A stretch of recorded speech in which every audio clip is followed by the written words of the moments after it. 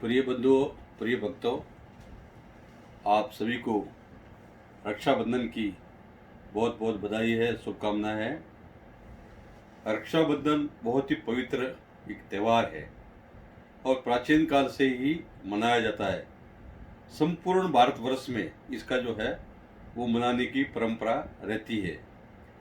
विशेष रूप से एक कहानी, एक कथा के रूप में कहा जाता है कि एक समय में राजा बलि ने संपूर्ण देश में 100 यज्ञ पूर्ण कर लिए। तो बोलते हैं कि 100 यज्ञ को पूर्ण करने वाला जो है वो इंद्र का पद, इंद्रासन को, इंद्र बन जाता है, या इंद्रासन या इंद्र का पद को प्राप्त कर लेता है। तो ये जब बात देवताओं को पता चली, देवताओं ने सोचा कि जो राक्षस है, राक्षस लोग आकर जो है वो हमारे इसमें स्वर्ग पर कब्जा करेंगे, इंद्र बन जाएंगे। तो सब देवताओं ने प्रार्थना करने पर भगवान विष्णु के पास पहुंचे। भगवान विष्णु ने बोला कि चलो ठीक है, मैं इसका उपचार करता हूँ। तो जैसे देवताओं के गुरु है बृहस्पति, वैसे ही राक्षसों के गुरु शुक्राचार्य जी वो जो है राक्षसों के गुरु है। तो उनके जो है शुक्राचार्य जी के नेतृत्व में 100वां यज्ञ संपन्न हो रहा था। तो भगवान विष्णु ने सोचा कि अगर पूरा हो गया तो ये इंद्र बन जाएगा। तो उस यज्ञ में विघ्न डालने के लिए भगवान ने जो है वो वामन अवतार, छोटे ब्राह्मण के रूप में, छोटा बालक जो विद्यार्थी होता है, छोटा वामन बोलते हैं, छोटा ब्राह्मण के रूप में, वामन के रूप में जाके राजा बलि के यज्ञ में पहुंच गया। तो शुक्राचार्य जी ने जो है उनको पहचान लिया। तो पुराने जमाने में संत महात्मा लोग अंजलि या वो चिप्पी रखते थे। तो उसमें वो जो है जाने के बाद में यज्ञ में गए तो सभी को राजा बलि जो है वो सबको दान दे रहा था। तो वामन महाराज बोले, वामन अवतार के रूप में जो विष्णु भगवान थे, वामन देव जी, वामन, उन्होंने बोला कि भाई हमारे को भी कुछ देना है, कुछ मांग रखी है। तो बोले प्रभु मांगिए, जो आपको मांगेंगे वो देंगे। तो शुक्राचार्य जी ने इशारा किया 2-3 बार कि ये जो है विष्णु भगवान है और छल करने आए हैं, तुम इनकी बात को मत मानो। तो उन्होंने बोला गुरुदेव, मैं आपका आज्ञा को भी मानने वाला हूँ, इनका आज्ञा मानूंगा। मेरे एक विप्र आ गया है मेरे यज्ञ में, तो मैं उसको दान दे बिना नहीं रहूँगा, मैं दान दूंगा जरूर। तो उन्होंने अंजलि से संकल्प लेने के लिए, जो व्रत देने के टाइम संकल्प लेते हैं, तो अंजलि से जल निकाला। तो शुक्राचार्य जी ने वो अंजलि में जाके बैठ गए। तो वामन जी जो है, वामन भगवान, एक जो है वो तूली जैसा होता है कि वो कंडा का जैसा, वो लेकर उसको मारा तो वो काने हो गए। तो शुक्राचार्य जी बोलते भाई काना, वो काने है, राक्षसों का गुरु जो है बहुत विद्या है और भगवान शिव के वो शिष्य है, परंतु वो काने है। तो वो उस समय में काने हो गए। तो उसके बाद जो है, उसके बाद भी राजा बलि माना नहीं और उनको भगवान को संकल्प लेकर, जल लेकर उनको वर दे दिया। तो उनको वर दिया कि 3 पग धरती का, कि 3 पग धरती देंगे। तो एक से भगवान ने पूरा विश्व की सारी धरती को नाप लिया। दूसरे से आकाश पाताल जितने भी लोग के सारे वो सब नाप लिए, आकाश वगैरह नाप लिया। अब उसमें एक एक पैर से सब कुछ नाप लिया। तो उन्होंने बोला भाई अभी तीसरा जो है, मतलब दूसरा पैर जो एक तरह से, कि वो जो है एक पैर से तो पूरा दुनिया को नाप लिया उन्होंने, और दूसरा पैर बोले जो, तो उन्होंने बोला कि भगवान मेरे सिर में रखो आप। तो राजा बलि ने जब सिर में उनका, भगवान विष्णु ने उनके सिर में पैर रखा तो वो पाताल लोक में पहुंच गए।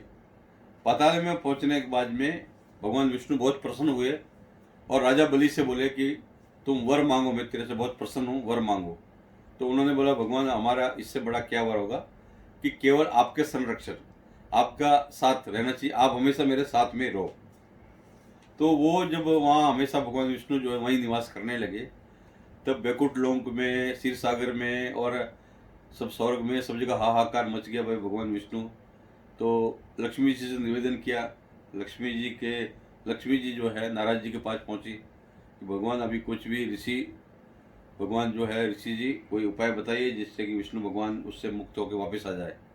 तो उन्होंने फिर बोला कि चलो हम एक उपाय बताते हैं कि श्रवण पूर्णिमा, जो श्रवण महीने की जो इसमें पूर्णिमा है, पूर्णमासी वाले दिन तुम जो है राजा बलि को वो रक्षा सूत्र बांध दो। रक्षा सूत्र बांधने से राजा बलि जो है वो तुम्हारे भगवान को, तुम्हारे पति देव को मुक्त कर देंगे। तो लक्ष्मी जी जो है पाताल लोक गई और राजा बलि को जो है वो रक्षा सूत्र मतलब राखी बांधा और उसको भाई बना लिया कि तुम मेरे भाई हो आज से। तो बोले बहना अब मैं तुम्हारा रक्षा करूंगा। तो वो प्रसन्न होकर बोले कि मांगो क्या चाहिए आपको। मैं तो उन्होंने सबसे पहले लक्ष्मी माता जी ने वर मांगा कि विष्णु को जो है वो मुक्त कर दो, अपनी जो है जो आपने वरदान लिया हुआ है उस विष्णु को वो मुक्त कर दो। तो उन्होंने जो है विष्णु जी को छोड़ दिया। एक तो ये कथा आती है जो राजा बलि की जो है, जिससे कि जो हमारे ब्राह्मण वैदिक लोग मंत्र बोलते हैं और उसको रक्षा मानते हैं, तो इसी मंत्र से एक पहला कहानी ये है। दूसरा कहानी में ऐसा बोलते हैं कि भाई एक बार इंद्र जो है वो राक्षसों से पराजित हो गया, तो इंद्राणी ने जो है वो इंद्र को रक्षा सूत्र बांधा, राखी बांधी। तो वो जो है राक्षसों से विजय होकर फिर उनको अपना जो है देवताओं का विजय प्राप्त हुई।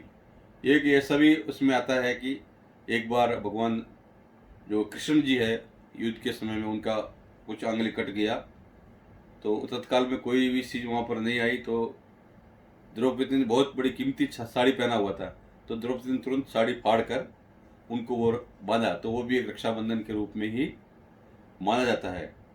और एक है कि जो कश्मीर है वो कश्यप ऋषि की भूमि है। एक समय में कश्मीर को पूरा प्रलय आ गया, वहाँ कुछ भी नहीं बचा, खाली जल ही जलता। तो बोले नाग और नागिन का जोड़ा, शिव और पार्वती का जोड़ा बनकर छड़ी, नाग पंचमी के दिन छड़ी जो है प्रारंभ होती है। 181 किलोमीटर दूर यात्रा करके वो रक्षाबंधन के दिन जो है वहाँ जाती है। हम लोग जब छड़ी का मैं पुजारी था तो हम लोग जो है 181 किलोमीटर 11 दिन में पूरा करते थे। नाग पंचमी से हम लोग नाग का छड़ी उड़ी का पूजा करके दशनामी अखाड़े से, जो बड़चा चौक में दशनामी अखाड़ा है, तो पहला दिन हम लोग पूजा करके वहाँ चलते थे। पहला दिन जो है हम फिर दुर्गा नाग पूजा करते थे। पहला दिन जो पड़ाव होता था वो पंपापुर में, दूसरे दिन ब्रिज बिहाड़ा में, तीसरे दिन अनंतनाग में, चौथा दिन एस मुकाम में, पांचवा दिन जो है पहलगाम में, छठा दिन जो है चंदनवाड़ी, और सातवां दिन जो है वो गणेश माटोप में, और उसके बाद में पंचतरणी में वहाँ रुक के उसके बाद में रक्षाबंधन को हम लोग सुबह सुबह जाकर जो है वहाँ, तो वहाँ के समस्त जितने भी लोग थे कश्मीरी लोग, उसमें हिंदू मुसलमान सभी लोग, वो सभी लोग छड़ी को राखी बांधने के लिए आते थे। हम लोग बोलते भाई क्यों, बोले हमारी मानता पूरी हो जाती। तो वो सब पूरा छड़ी को जो है वो नाग को, एक छड़ी नाग होता था, एक छड़ी नागिन, तो वो शिव और पार्वती के रूप में समझकर उनको रक्षाबंधन हिंदू मुसलमान सब लोग बांधते थे। और पूरा सरकार जो है वो से दिन का आधा अवकाश रहता था, पूरा आधा रोड रुका रहता था, पुलिस वगैरह मिलिट्री वगैरह सारा चीज़ हमारे साथ रहता था। तो हम लोग जो है वो 181 किलोमीटर जो है 11 दिन में पूर्ण करते थे। तो एक वो यात्रा जो है कश्मीर जो है वहाँ पर जो अमरनाथ की यात्रा है, भगवान का दर्शन होता है जहाँ अमरनाथ में है, तो एक रक्षाबंधन का ये भी है। तो रक्षाबंधन एक पवित्र बंधन है और भाई बहन का रक्षा करने के लिए है। और विशेष रूप से राजस्थान के अंदर में जब राजा लोग किसी लड़ाई को लड़ने जाते थे और उसको विजय प्राप्त करने जाते थे, तो उनकी पत्नी जो है वो उनका तिलक करती थी और रक्षा सूत्र बांधती थी कि भाई आने विजय होकर आइए। तो हमारा ये रक्षा सूत्र का बहुत ही पवित्र है, बहुत मानता है और भाई बहन का त्यौहार है। तो निश्चित रूप से इस समय में जो है लॉकडाउन 3 जो है अभी शुरू होने वाला है, और इसमें भी हमें रक्षाबंधन धूमधाम से मनाना है। हमारा जहाँ राम जन्मभूमि का शिलान्यास भी है, ईद का भी मौका है, तो सभी लोग सभी त्यौहार मनाना है, परंतु सभी लोग अपना जो 2 गज की दूरी है, मुंह में कपड़ा लगा के रखना है, इस सारा चीज़ को ध्यान रखते हुए हमें जो सभी त्यौहार मनाने हैं। और निश्चित रूप से हमारा दुधेश्वर भगवान की तरफ से और हमारे गुरु मूर्ति जितने समाधि वाले विराजमान हैं सबको तरफ से आपको रक्षाबंधन की बहुत बहुत बधाई है और राम जन्मभूमि का शिलान्यास की बहुत बहुत बधाई है। सभी लोगों को बहुत भगवान दुधेश्वर भगवान का आशीर्वाद है और आप सबका कल्याण हो। हर हर महादेव, जय हो।